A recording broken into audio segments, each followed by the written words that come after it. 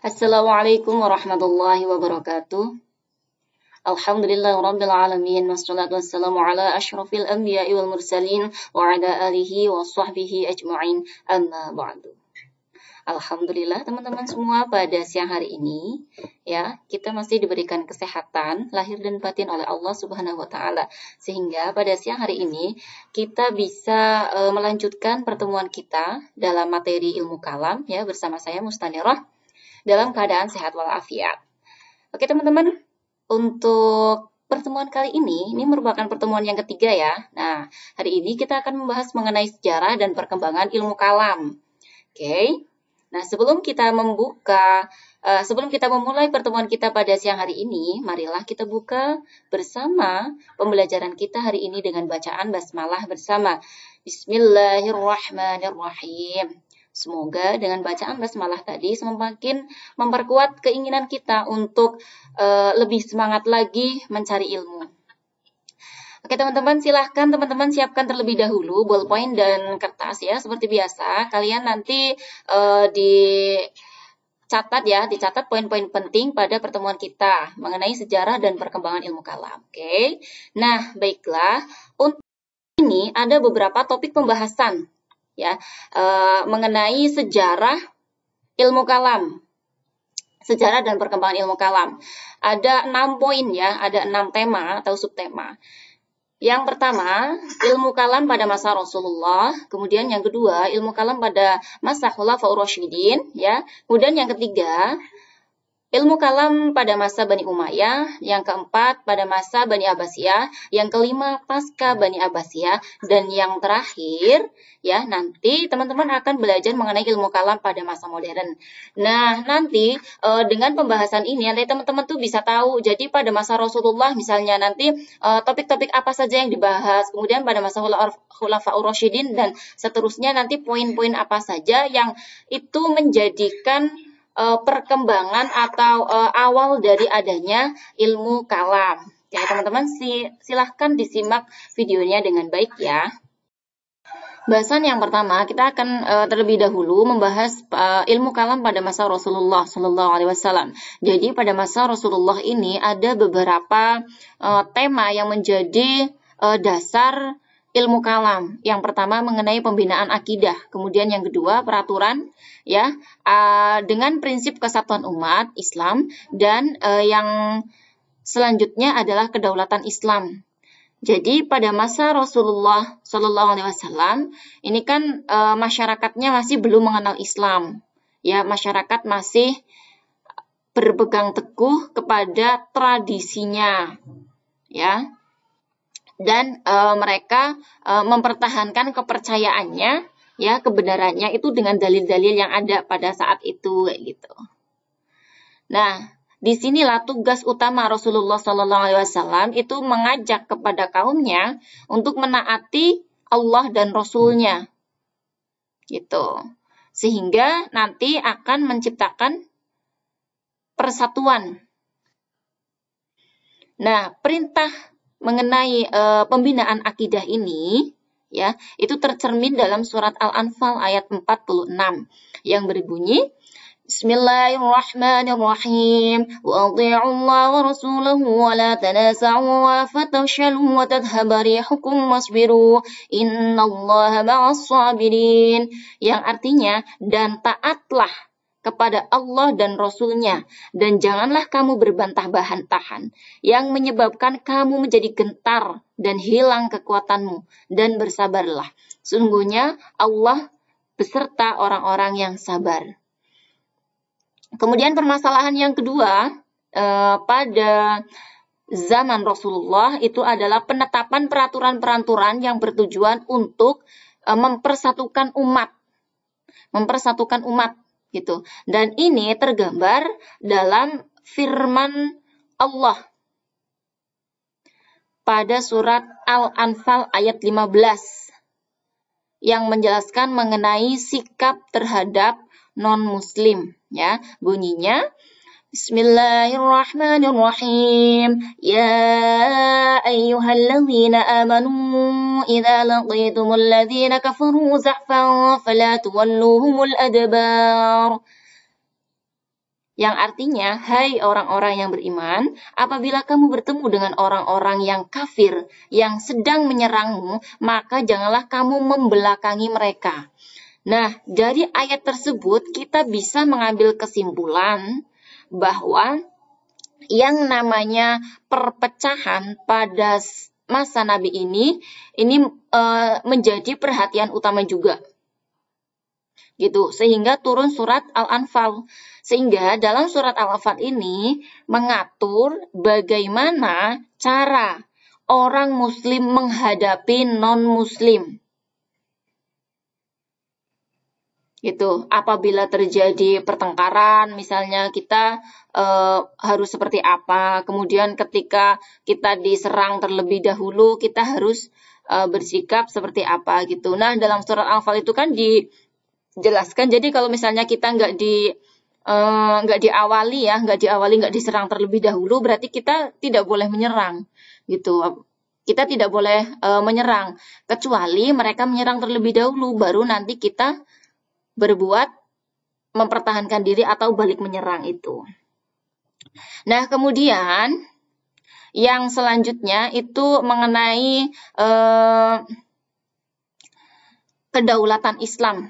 Nah, jadi kan di sini pada zaman Rasul itu yang namanya perdebatan itu sudah menjadi sangat biasa gitu, karena banyak perbedaan pandangan gitu. Nah, di sini dalam surat An-Nahl ayat 125 memberikan perhatian khusus mengenai perbedaan pendapat yang berbunyi Bismillahirrahmanirrahim.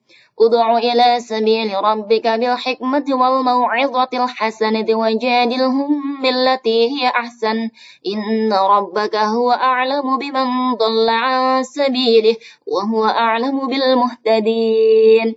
Yang artinya, serulah manusia kepada jalan Tuhanmu dengan hikmah dan pengajaran yang baik, dan berdebatlah dengan mereka dengan cara yang baik. Sesungguhnya Tuhanmu, dialah yang lebih mengetahui siapa yang sesat dari jalannya, dan dialah yang lebih mengetahui siapa yang mendapatkan petunjuk. Nah, agama Islam yang dibawa oleh Rasulullah SAW ini memberikan tata cara bagaimana ketika seseorang akan memberikan pendapatnya, gitu. Nah, dari surat tersebut bisa dipahami bahwa ketika kita akan mengeluarkan pendapat, ketika kita sedang berdebat, maka berdebatlah dengan cara yang baik, menggunakan cara yang baik dan menggunakan bahasa yang baik. Kenapa? Agar memperoleh tujuan yang baik, sehingga nanti akan mencegah terjadinya perpecahan. Gitu. Dan dengan cara yang baik tersebut ya, pada akhirnya kita bisa mengambil hikmah dari perdebatan atau permasalahan tertentu. Gitu. Jadi kesimpulannya pada masa Rasulullah SAW ini yang menjadi permasalahan pada masa Rasul ini itu merupakan merupakan masalah akidah, ya. Merupakan masalah akidah yang sebenarnya nanti pada intinya bagaimana caranya agar menjaga umatnya itu tidak bercerai-berai, sehingga akan mempersatukan umat-umatnya. Nah, pada masa Rasulullah ini ketika terjadi permasalahan apapun, itu nanti langsung diselesaikan oleh Rasul. Kita bahas pada masa Khulafaur Rasyidin. Jadi pada masa Khulafaur Rasyidin ini ya diawali ketika Nabi telah meninggal dunia. Jadi umat Madinah pada waktu itu mereka kebingungan mengenai sosok pengganti Nabi gitu sebagai pemimpin pemerintahan dalam hal ini. Nah, karena pada waktu itu umat Islam itu sudah sangat luas, sudah menyebar sangat luas, sehingga ketika Nabi meninggal, maka dibutuhkanlah pengganti ya mencari khalifah sebagai pengganti Nabi Muhammad SAW. Nah, kemudian berdasarkan kesepakatan, ya, berdasarkan aklamasi dipilihlah Abu Bakar sebagai pemimpin pemerintahan pada waktu itu. Jadi pada waktu zamannya Abu Bakar itu masih berlanjut, ya, masih seperti pada masa Khulafaur Rasyidin, pada masa Nabi kayak gitu. Jadi semacam meneruskan pada masa Nabi. Kemudian setelah Abu Bakar meninggal, dilanjutkan kepemimpinan khalifah itu dilanjutkan oleh Umar bin Khattab. Nah, pada masa Umar bin Khattab ini masalah akidah juga bukan menjadi masalah yang utama gitu, atau perpecahan-perpecahan itu sudah masih belum terlihat kayak gitu. Karena pada masa Umar bin Khattab ini, ya, itu lebih menitik beratkan kepada pengembangan hukum dan tata cara pemerintahan. Jadi Umar bin Khattab ini kan salah satu khalifah yang sangat kreatif, gitu. Sehingga pada masa Umar bin Khattab ini pemerintahnya itu bagus, selain mempunyai wibawa yang tinggi kayak gitu, sehingga bisa mencegah terjadinya perpecahan. Nah, setelah Umar bin Khattab meninggal, kemudian kepemimpinan ini dilanjutkan oleh Utsman bin Affan. Nah, pada masa Utsman bin Affan inilah yang menjadi awal masalah politik terjadi. Itu Utsman bin Affan itu merupakan orang yang kaya, ya, keturunan saudagar, kemudian orang alim, orang soleh, juga orang berpendidikan tinggi. Nah, dengan latar belakang Utsman bin Affan ini sehingga administrasi pemerintahan itu sangat baik. Namun Utsman bin Affan ini mempunyai kekurangan dalam hal kepemimpinan. Nah, sehingga kekurangannya ini dimanfaatkan oleh saudara-saudaranya, gitu. Jadi banyak saudaranya yang menginginkan menjadi atau menempati posisi penting dalam struktur pemerintahan. Nah, ini kan sudah mulai terjadi konflik, gitu. Ada yang tidak setuju kayak gitu karena sudah terjadi nepotisme pada masa Utsman bin Affan. Nah, ketika Utsman bin Affan itu meninggal, ya, kemudian pemerintahan itu digantikan oleh Ali bin Abi Thalib. Nah, jadi Ali bin Abi Thalib itu ketika memimpin itu Madinah sedang tidak baik-baik saja. Karena pada masa Utsman bin Affan ini kan sudah terjadi perpecahan, ya, karena adanya nepotisme itu. Nah, sehingga pada perpecahan itu sampai-sampai ada yang berani membunuh Utsman. Nah, sehingga pada kepemimpinan Ali bin Abi Thalib ini, jadi Ali dibaiat menjadi khalifah itu sedang dalam keadaan masyarakat Madinah itu kacau. Ya, ada pertentangan, ada kekacauan juga di Madinah karena terbunuhnya Utsman bin Affan. Ya. Nah, ketika Ali bin Abi Thalib itu menjadi khalifah, ya, kemudian di sini ada pertentangan juga dari Tolhah, Zubair, dan Aisyah. Jadi Tolhah, Zubair, Aisyah ini pada waktu itu menuntut agar menghukum si pembunuh Utsman, gitu. Namun sama Ali belum selesai kasusnya, sehingga pada akhirnya terjadilah perang Jamal nih, kalau teman-teman tahu nih. Jadi mulai ada perang nih di zamannya Ali, perang Jamal. Jadi Tolhah sama Zubair yang dimotori oleh Aisyah. Gitu, perang Jamal, karena mereka bertiga itu tidak puas kayak gitu karena penghukum Ali itu pembunuh Utsman itu belum dihukum kayak gitu. Nah, pada akhirnya pada pertempuran Jamal itu Tolhah dan Zubair itu wafat, kemudian Aisyah dikembalikan ke Madinah.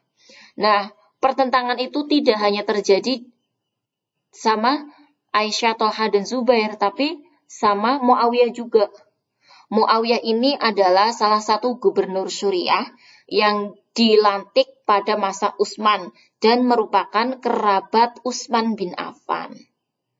Gitu. Jadi Muawiyah ini termasuk orang yang tidak mau tunduk terhadap Ali. Kenapa? Karena Ali itu belum bisa memenuhi tanggung jawabnya dalam hal menghukum pembunuh Utsman. Gitu. Nah, pada Muawiyah ini sampai terjadi perang Siffin. Nah, di perang Siffin ini teman-teman tahu ada tahkim ya. Ada tahkim atau kayak arbitrase lah. Gitu yang dimotori oleh Amr bin As dari sisi Muawiyahnya dan Abu Musa dari sisi Alinya. Nah, dengan adanya perang Siffin ini, ya, disinilah muncul adanya golongan-golongan lain yang akhirnya menjadi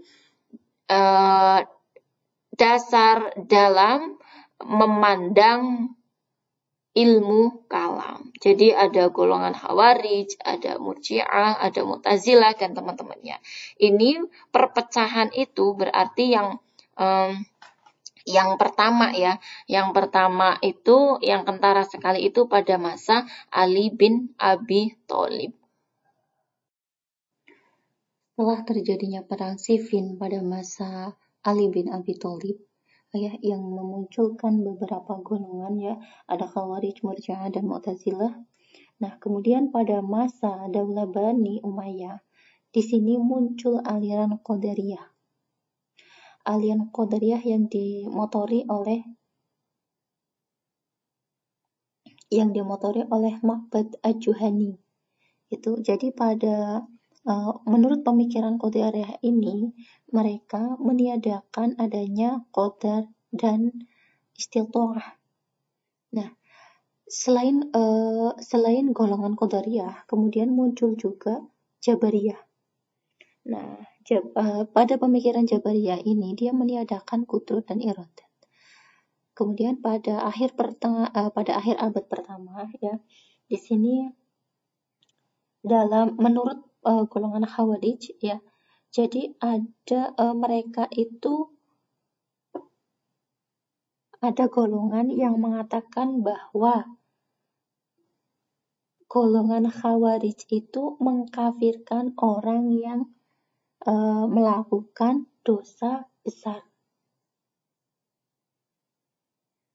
Nah, di sini Hasan Basri mengemukakan pendapat yang menjadi panutan umat Islam bahwa orang yang mengerjakan dosa besar itu dipandang fasik, tapi tidak keluar dari Islam gitu. Kalau ada pada akhir abad pertama itu ada yang berpendapat bahwa golongan Khawarij itu pendapatnya mengkafirkan orang yang melakukan dosa besar gitu. Kemudian tadi si Hasan Basri itu berpendapat bahwa orang yang melakukan dosa besar itu tidak mesti kafir kayak gitu, tapi dia sedang fasik gitu, dan tapi dia tidak keluar dari Islam. Itu adalah masa pada Daulah Bani Umayyah. Kita lanjutkan pembahasan kita ya teman-teman ya di Daulah Abbasiyah. Jadi pada masa Daulah Abbasiyah ini, jadi hubungan antar negara-negara itu sudah baik kayak gitu. Nah, pada zaman Daulah Abbasiyah ini juga memfokuskan ya kepada kepada penerjemahan gitu, kepada penerjemahan kitab-kitab. Nah, sampai ya penguasa Abbasiyah itu sampai mempergunakan orang Persia gitu, kemudian orang-orang Nasrani itu untuk menjadi pegawai. Mereka bertugas untuk menerjemahkan kitab-kitab kayak gitu. Nah, namun para penerjemah ini justru mereka itu berusaha untuk mengembangkan pendapat-pendapat mereka ya yang bertautan dengan agama, kemudian dikembangkan dalam masyarakat muslim. Gitu. Jadi ini sudah terjadi penyelewengan. Gitu. Nah, selain itu ya, dengan adanya penerjemahan ini ya, jadi kan dengan adanya penerjemahan ini kan otomatis ilmu pengetahuan itu semakin banyak ya, semakin luas. Nah, dengan adanya penerjemahan ini itu telah mendorong lahirnya satu golongan baru. Gitu. Nah, jadi satu golongan yang namanya golongan Mu'tazilah. Nah, golongan Mu'tazilah ini dia ada percampuran ya, jadi mencampurkan kalam dan filsafat. Gitu. Nah, namun ya pada akhirnya ini, jadi golongan Mu'tazilah ini dia malah dibela oleh pemerintah. Nah, pada waktu itu diketuai ya, atau khalifahnya itu adalah Khalifah Al-Ma'mun. Gitu. Jadi golongan Mu'tazilah ini berbeda pendapat dengan golongan Salafi. Golongan Salafiyah yang di sini maksudnya adalah Imam Ahmad bin Hambal ya, atau Imam Hambali ini. Nah, sampai sampai untuk mengetahui bahwa masyarakatnya itu membela berpaham Mu'tazilah atau Salafi ini, sampai-sampai ya Al-Ma'mun itu mengadakan mihnah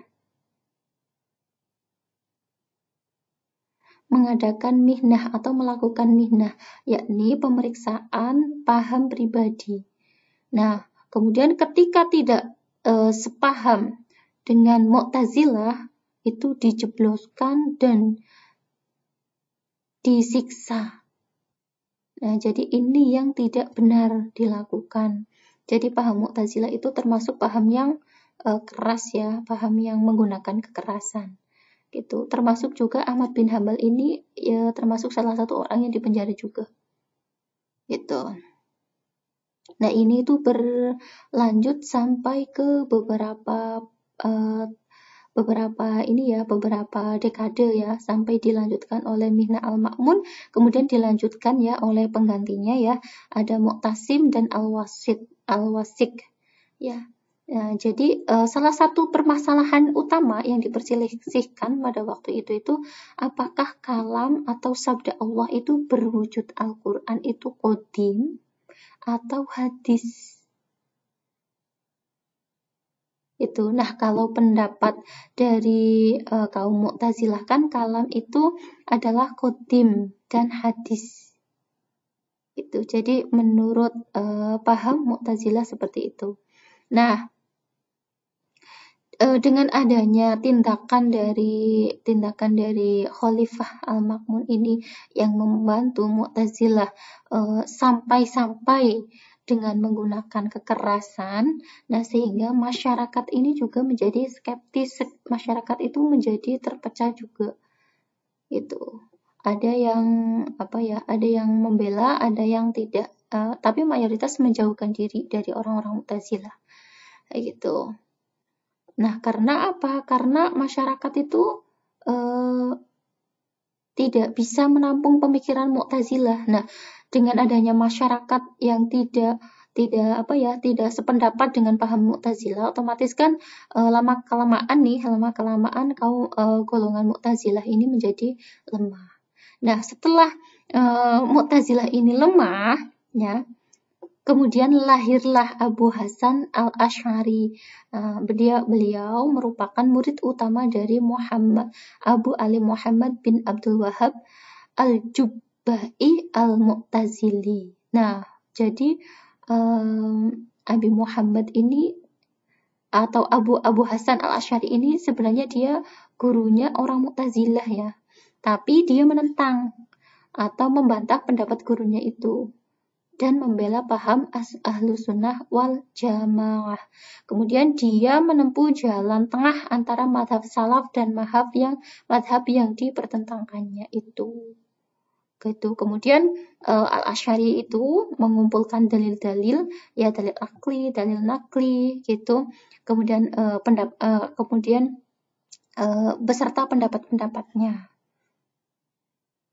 Gitu. Nah, jadi sistematika yang dibangun oleh Al-Asy'ari ini membuat keberadaan ilmu kalam atau teologi Islam ini memperoleh kedudukan yang mantap dalam bangunan intelektual Islam. Jadi sudah tidak lagi seperti Mu'tazilah kayak gitu. Nah, dengan demikian paham dari Asy'ariyah ini merupakan jalan yang bersifat moderasi antara Jabariyah dan Qadariyah, antara dogmatisme kaum Sunni konservatif atau Salafi dan kaum liberalisme rasionalisme sistem Mu'tazilah. Jadi memang dia berada di tengah. Nah, meskipun ya pada Daulah Bani Abbasiyah ini, terutama Khalifah Al-Ma'mun ini terjadi kekacauan, maksudnya karena paham Mu'tazilah itu seperti itu ya, sampai melakukan kekerasan, tapi perlu diingat bahwa Al-Ma'mun itu adalah salah satu khalifah yang membuka kebebasan berpikir dalam Islam, sehingga menjadi bisa dijadikan sebagai salah satu tonggak sejarah perkembangan pemikiran Islam, termasuk perkembangan ilmu kalam dan juga perkembangan falsafah atau filsafat Islam. Setelah Bani Abbasiyah berakhir, kemudian kita akan membahas bagaimana sejarah pemikiran kalam pada masa pasca Abbasiyah. Nah, jadi setelah masa Daulah Abbasiyah berakhir, kemudian datanglah pengikut Al-Asy'ari. Nah, di mana Al-Asy'ari ini, atau nanti jadinya golongan Asy'ariyah ya, ini dia mencampurkan berbagai ilmu untuk ilmu kalam ini. Gitu. Bahkan ada juga ilmu mantik pun dicampurkan ke ilmu kalam. Gitu. Dan perkembangan Asy'ariyah ini luar biasa. Sampai ke pelosok-pelosok paham Asy'ariyah ini menjamur kayak gitu. Nah, kemudian pada perjalanannya ini ada yang tidak pro dengan Asy'ariyah. Nah, ini ada ulama salaf ya, bernama Ibnu Hambal, atau ini yang jadi mazhab Hambali ini. Karena mazhab Hambali ini tetap berpegang teguh ya pada mazhab salaf, di mana ya paham mereka beriman sebagaimana yang disebutkan dalam Al-Quran dan hadis, tanpa mentakwilkan ayat-ayat atau hadis-hadis tersebut. Gitu. Nah, kemudian pasca Daulah Abbasiyah ini pada permulaan abad ke-8 Hijriah, itu di Damaskus lahirlah seorang ulama besar nih, yakni Taqiyuddin Ibnu Taimiyah, atau yang kita kenal bersama dengan nama Ibnu Taimiyah.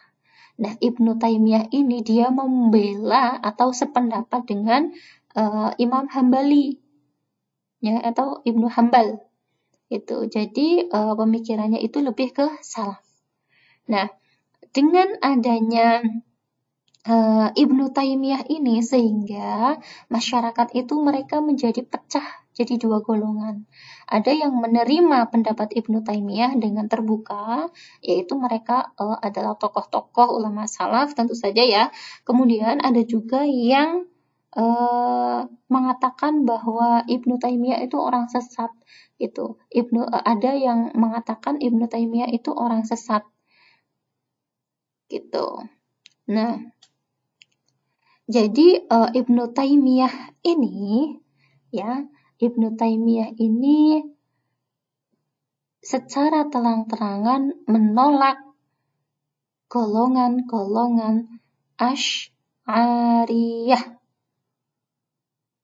baik dari golongan Rafidhah maupun dari kaum Sufi. Seperti itu. Nah, setelah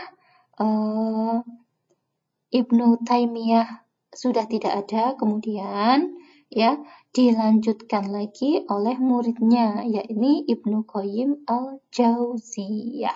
Nah, sesudah masa ini berlalu, kemudian hilang pemikiran atau daya kreatif untuk mempelajari ilmu kalam. Gitu, sehingga setelah Bani atau Daulah Pasca Abbasiyah ini, setelah dari Ibnu Qayyim al-Jauziyah itu, perkembangan ilmu kalam itu berhenti. Gitu. Kita lanjut ya pembahasan selanjutnya pada sejarah pemikiran kalam pada masa modern. Jadi secara teologis, Islam itu kan merupakan sebuah sistem nilai, ya, sistem nilai yang bersifat ilahiyah. Tetapi kalau dilihat dari sudut pandang sosiologis misalnya ya, Islam itu merupakan fenomena peradaban, kultural, dan realitas sosial dalam kehidupan manusia. Itu sehingga kita itu tidak bisa menghindarkan diri dari kenyataan sosial, kayak gitu. Apalagi perubahan, kita tidak akan bisa menghindari dari yang namanya perubahan. Gitu. Nah, jadi setelah pasca Abbasiyah itu ya, dalam pemikiran ilmu kalam ini dia sudah mandek. Kemudian dimotori lagi ya, itu diawali pada Eropa. Itu. Jadi pada masa modern ini ya, itu terjadi sekitar abad ke-16. Jadi pada waktu ini kan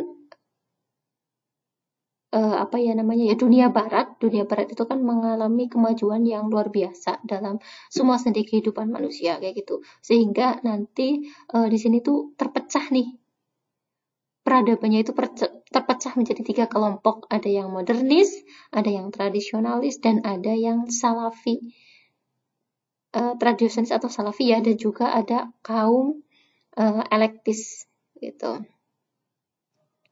Nah, ini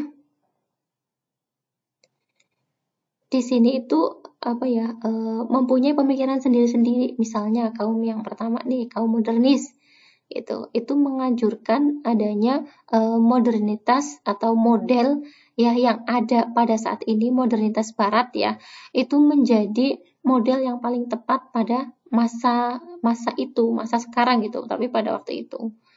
Jadi ini maksudnya adalah secara historis ini ya, ini ingin memaksakan dirinya sebagai satu pandangan atau satu paradigma modern gitu, modern baru yang nanti bisa berguna untuk masa sekarang dan masa depan.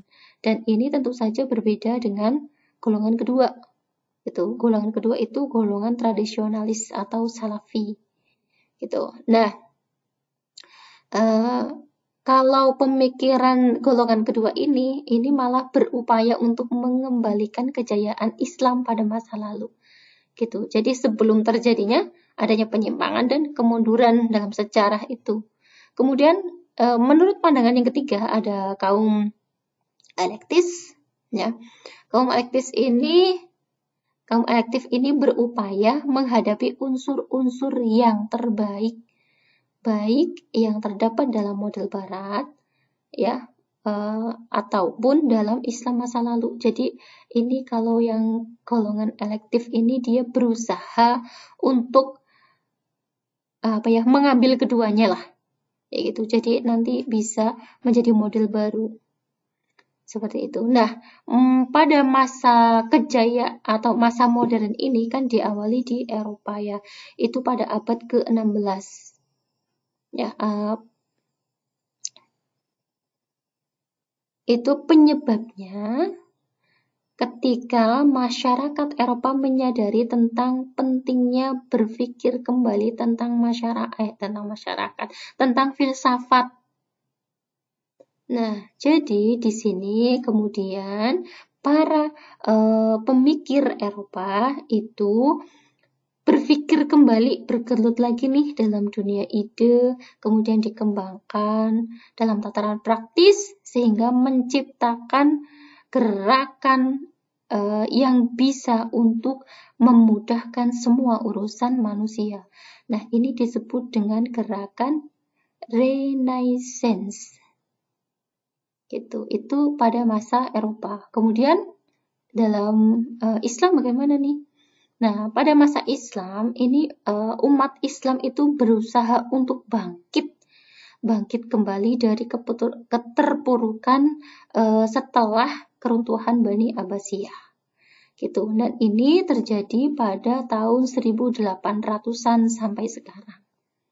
Nah, kalau dalam periode-periode sekarang nih banyak sekali tokoh-tokoh yang menyerukan ide-ide sekaligus gerakan pembaharuan yang bermuatan visi peradaban Islam.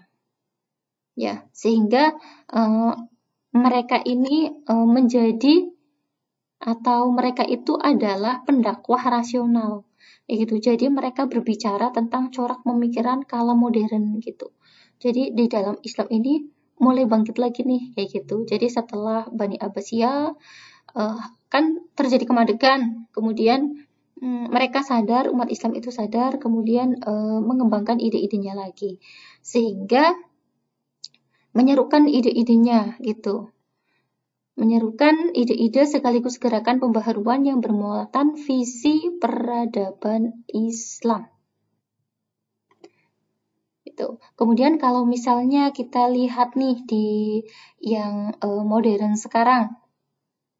Nah, jadi banyak sekali tokoh-tokoh ya, tokoh-tokoh kalam ya di abad modern ini seperti ada Muhammad Abduh, Sayyid Atman Khan, Ismail Raji Al-Faruqi, Hasan Hanafi dan lain sebagainya yang nanti akan kita pelajari pada bab-bab selanjutnya.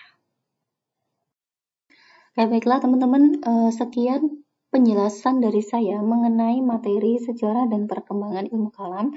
Ya, tadi kita sudah membahas mengenai perkembangan kalam atau pemikiran kalam pada masa Rasulullah, masa Khulafaur Rasyidin, Daulah Umayyah, Daulah Abbasiyah, dan pasca Daulah Abbasiyah, serta pemikiran kalam pada masa modern. Semoga teman-teman bisa memahami dengan baik ya dan menjadi bertambah lagi wawasan keilmuan kita. Terima kasih untuk kesempatan atau pertemuan kita pada hari ini. Baiklah, kita tutup perkuliahan kita dengan bacaan hamdalah bersama. Alhamdulillahirabbil alamin. Assalamualaikum warahmatullahi wabarakatuh.